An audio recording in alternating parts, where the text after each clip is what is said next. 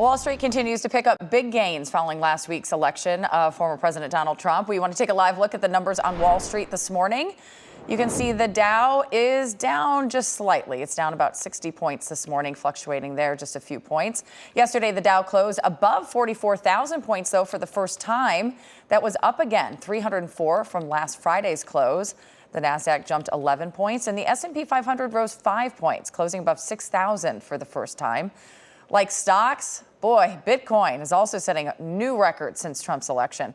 It's nearly doubled in value from a low of over $38,000 this year to surpass $87,000 yesterday for the first time ever. We want to bring in CBS News Money Watch correspondent Kelly O'Grady. Kelly, thank you for being here this morning. Can you walk viewers through why we're seeing this surge post-election?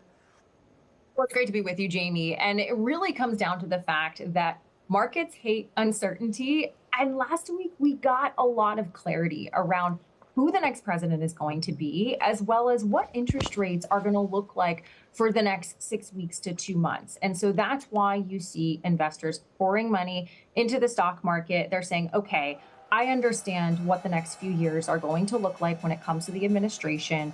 I think that President-elect Trump is going to be good for corporate profits. And that's why, you're seeing this rally. I will note, Jamie, markets can be fickle. We've got inflation data coming out, so you could see the needle move there. But for now, investors like what they're seeing.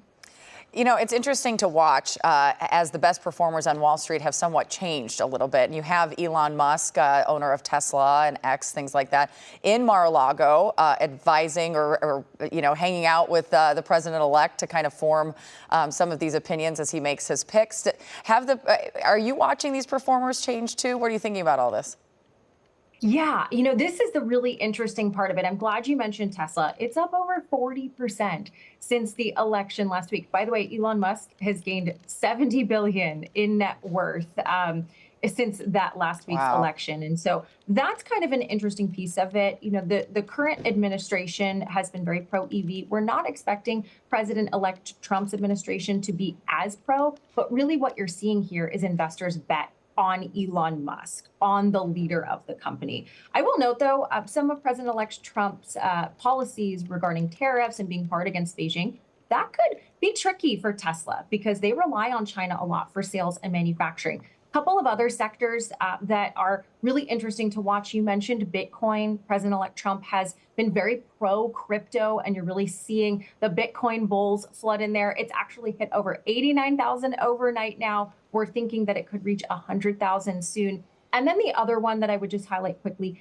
is the banking sector. We are expecting this new administration to be softer on regulation. That opens up the opportunity for a lot of consolidation, companies buying companies. And who wins in terms of that? The investment banks, JP Morgan, Bank of America, Morgan Stanley. And that sector, by the way, Jamie, was up 11.5% alone yesterday. Wow. So I'm hearing a lot of good news for businesses and billionaires. What does this mean for the average consumer?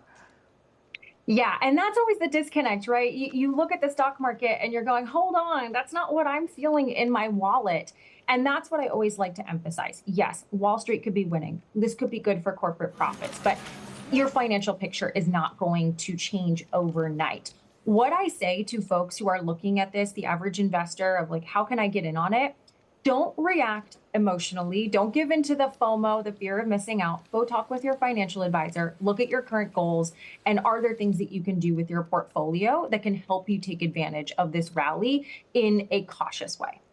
I know I feel for those financial advisors. I was talking to mine the other day, and they are pulling their hair out with people calling, being very emotional right now. Can you talk about what traders are predicting? I think some predicting more economic growth. I hear other people say, no, we're going to have more inflation. There's going to be a recession. That's just what's going to happen. What are you hearing?